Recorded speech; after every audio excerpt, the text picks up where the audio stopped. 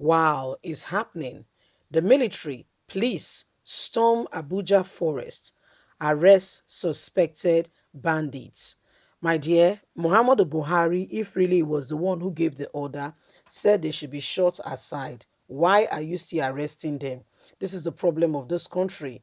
You know, this words they say, they will say it to you to make it look like they are putting things in place. They'll go back and say, if you touch them, you will see yourself. So in front of you, they are deceiving you. Behind you, they are carrying out other activities or information and are doing other things. That's the way Nigerian government has been.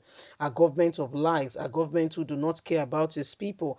And again, we have been deceived. And please, it's about time we will not be deceived anymore. You know, those things they do and get away with it. We are wiser, we are stronger, and will not allow that to happen. It is important everybody gets on board and speak out for what is right to ensure that we get to the bottom of this evil atrocity going on. I tell you sincerely, there are people in government who are particularly interested in this matter. Please don't forget to give us a thumbs up, subscribe if this is your first time. Thank you so much. God bless you. Military police storms Abuja forest, arrest suspected bandits. A combined team of military and police officers stormed some notorious forests at the Juba and Waye districts in the Federal Capital Territory (FCT) and arrest several suspected bandits, bags of suspected hard drugs, and other dangerous weapons, AK-47 and others, were found with them, which were recovered at their hideouts.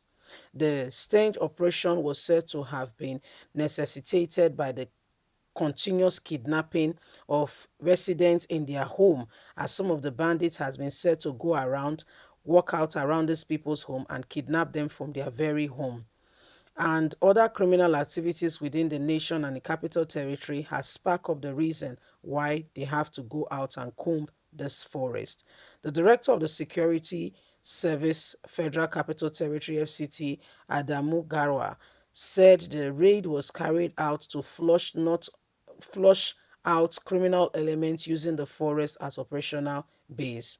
Garwa said the operation carried out over the weekend resulted in the arrest of several suspects and recovery of drugs as well as dangerous weapon AK-47 that he had with them.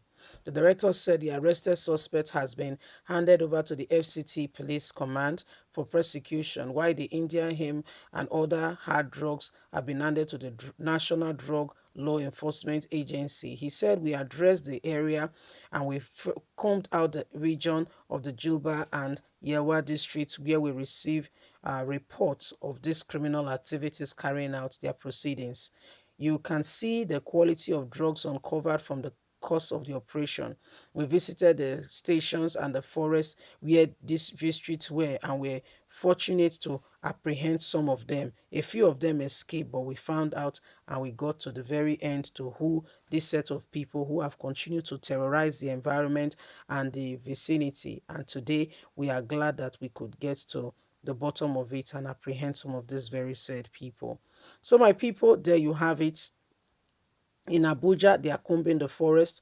Remember, this was also what happened in Delta State, where we reported to you that in Delta, the vigilante local government chairman who saw the women, campaigning that enough is enough. Men were campaigning that enough is enough. They can't go to their farms, and some of them have been killed, and they really cried out and were asking for assistance. This local government chairman came out and promised them that he was going to get to the bottom of it. What did he do? The very next day, because we reported to you the protest, yes, the very next day, he organized the vigilante, the youths in the community, also got security operative involved, mobile police, mobile soldiers as well, and they stormed the forest. For 4 hours, they were combing the forest until they finally eventually got to the bottom of it, where they apprehended these kidnappers. And guess what? The kidnappers, that's the good thing. You can succeed. See, they are not that powerful. They are not that strong.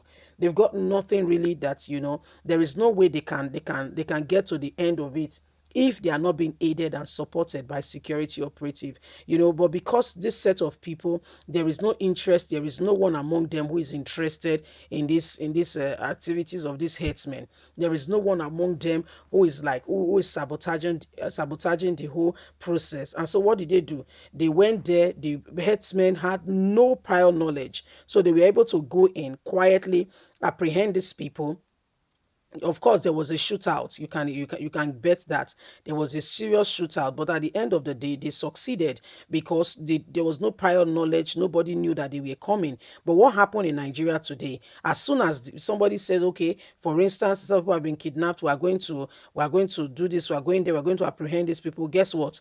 From the very said group, somebody within that group has already called the people and has told them they are coming, and they are bringing 15 soldiers. They are coming with 5 trucks. They are heavily armed, blah blah blah blah blah blah blah. You see, so this is how they sabotage themselves, and we don't get to the bottom, and you can never apprehend them or catch them on their track. How were they able to succeed with them in a Delta state and have not been able to succeed with them as Nigerian government? That should tell you that there is more to it than beneath the eyes. It shows you that there are those who sabotage the whole system right within them, and that's why the country it is where it is today. People will not, they don't want the truth. Okay, they don't want the truth, and they cannot do anything, to change the narrative. So what do? They comply and they play along. Security operative are part of the people who continue to allow this evil to thrive and to succeed in our environment, in our society. And that's why we are calling out to you guys. Let your voices be heard. We should never allow ourselves to be intimidated, pushed in, and be sabotaged into doing their work, into doing what they want, into doing their evil atrocity. This set of people do not really care about Nigerians. Mostly what they care about is themselves, and that's why we must all rise up to say enough is enough.